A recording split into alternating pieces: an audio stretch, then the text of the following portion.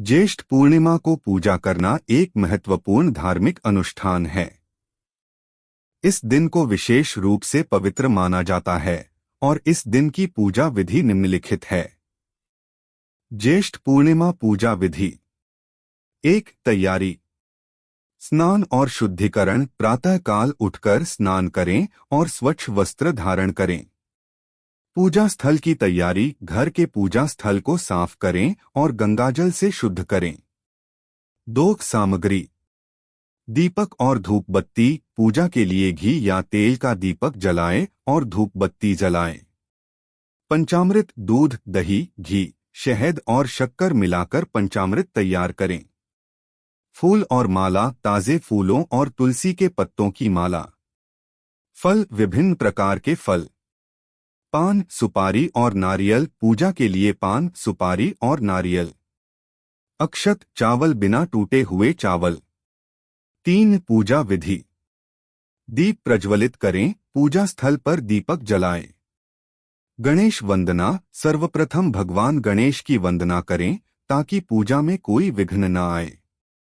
कलश स्थापना। एक कलश में जल भरकर उसमें आम के पत्ते और नारियल रखें। इसे पूजा स्थल पर रखें। पंचामृत स्नान। भगवान की मूर्ति या चित्र को पंचामृत से स्नान कराएं। फिर स्वच्छ जल से स्नान कराएं। वस्त्र अर्पण। भगवान को नए वस्त्र या वस्त्र का टुकड़ा अर्पण करें।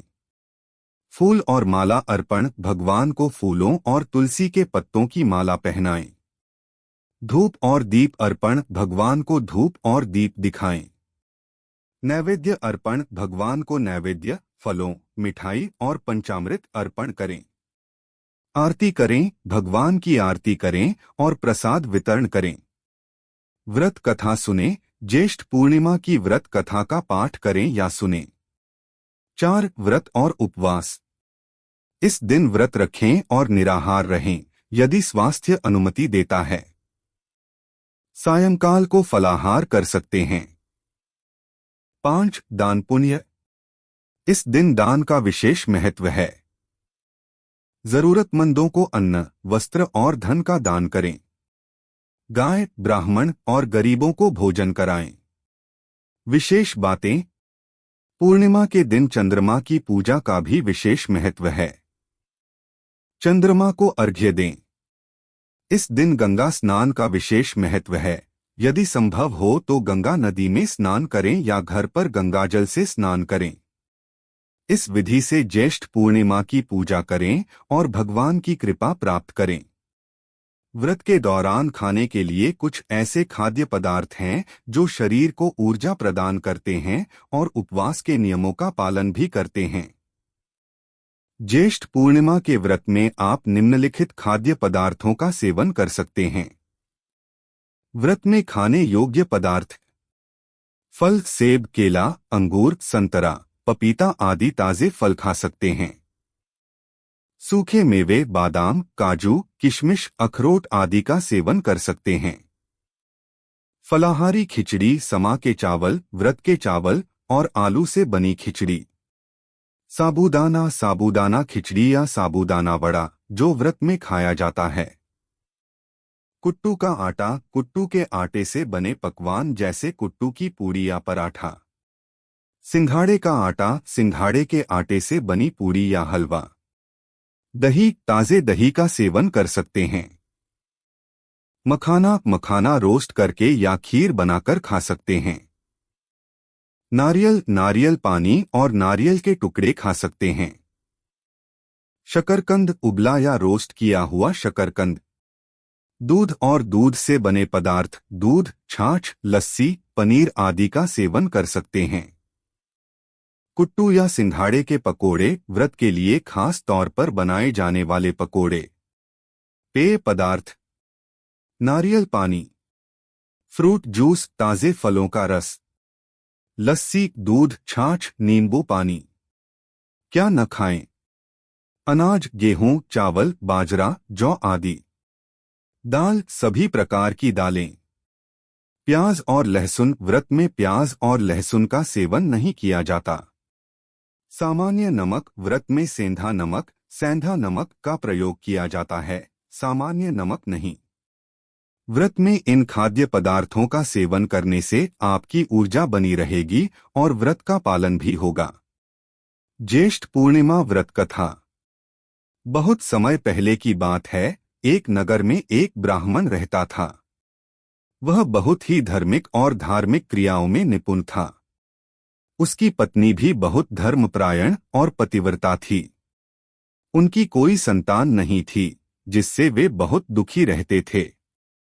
एक दिन ब्राह्मण ने ज्येष्ठ पूर्णिमा के दिन गंगा स्नान किया और गंगा तट पर भगवान विष्णु की पूजा की।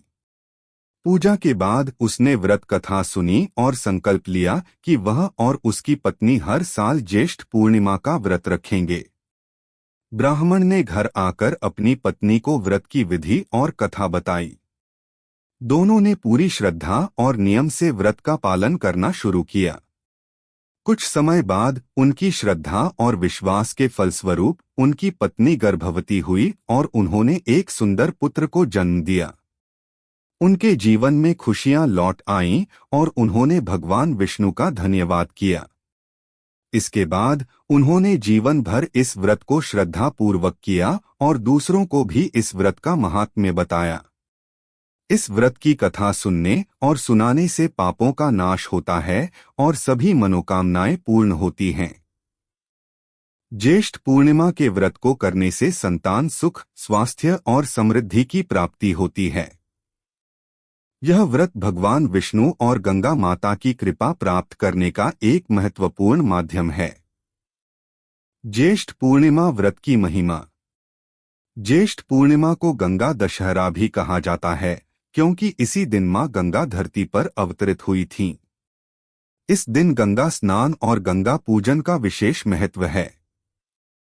कहा जाता है कि इस दिन गंगा स्नान करने से समस्त पापों का नाश होता है और जीवन में सुख, समृद्धि और शांति का वास होता है। इस प्रकार ज्येष्ठ पूर्णिमा का व्रत करने और कथा सुनने से जीवन में सुख, समृद्धि, संतान सुख और भगवान की कृपा प्राप्त होती है। व्रत का महत्व हिंदू धर्म और भारतीय संस्कृति में बहुत अधिक है। व्रत शब्द का अर्थ होता है किसी विशेष उद्देश्य या संकल्प के साथ एक निश्चित अवधि के लिए उपवास करना या कुछ नियमों का पालन करना। व्रत धार्मिक, आध्यात्मिक और शारीरिक शुद्धि के लिए किया जाता है। यहाँ व्रत का महत्व विस्तार से प्रस्तुत है। व्रत का महत्व। 1. आध्यात्मिक शुद्धि।